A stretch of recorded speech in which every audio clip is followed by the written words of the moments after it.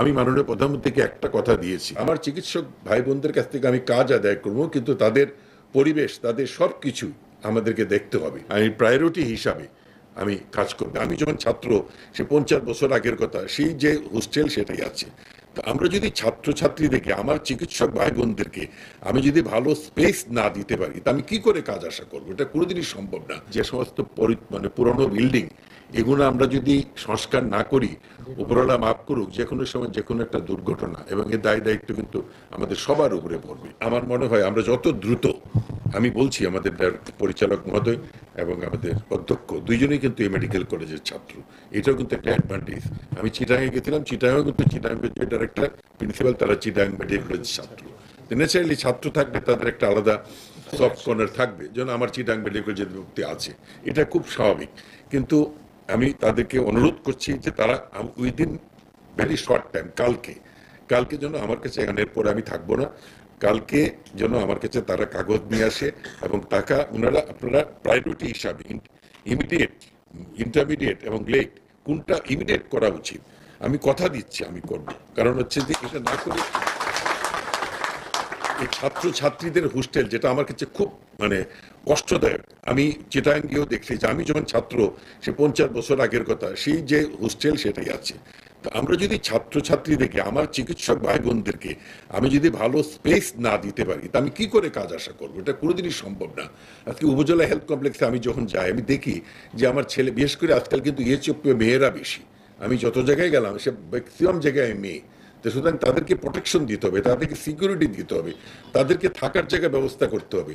আমি যদি তাদের থাকার জায়গা, তাদের কর্মস্থলের পরিবেশ ভালো করতে পারি, তখন আমি তাদের উপরে জোর খাটাতে পারবো। নতুন এক্সপেল এর নতুন ফর্মুলা আরপিএম ডি ডুয়েল অ্যাকশনে ঘরের মশা বাঁচবে না, বাইরের মশা আসবে না। যে তোমাকে থাকতেই হবে, নিয়ম অনুযায়ী যেটা তোমাকে এখানে থাকতেই হবে, এর কোনো উপায় নেই। সুতরাং কিন্তু আমাকে আগে দেখতে হবে। আমি এই মাত্র শুরু করলাম, এই জুলাই মাসে আমাদের অর্থবৎসর শুরু হয়। আমি আজকেই, এটা তো এইচইডি দেখেন না, এইচইডির যে চিফ ইঞ্জিনিয়ার সাহেবকে ডাকবো, পিডব্লিউডি দুইটি, আমরা যত দ্রুত, আমার মনে হয়, কারণ এই যে সমস্ত পুরনো বিল্ডিং, এগুলো আমরা যদি সংস্কার না করি, উপরওয়ালা মাফ করুক, যে কোনো সময় যে কোনো একটা দুর্ঘটনা, এবং এর দায় দায়িত্ব কিন্তু আমাদের সবার উপরে পড়বে, কেউ বাদ যাবে না।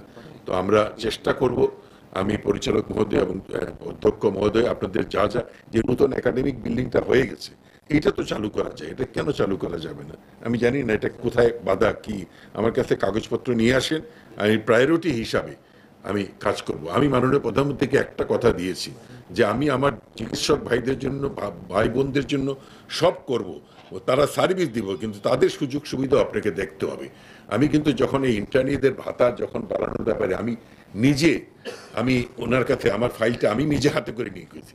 আমি যখন ওনার রুমে ঢুকলাম, উনি দেখে আশ্চর্য হলেন যে তুমি ফাইল নিয়ে চলে আসছো। আমি বললাম যে এই হলো ঘটনা।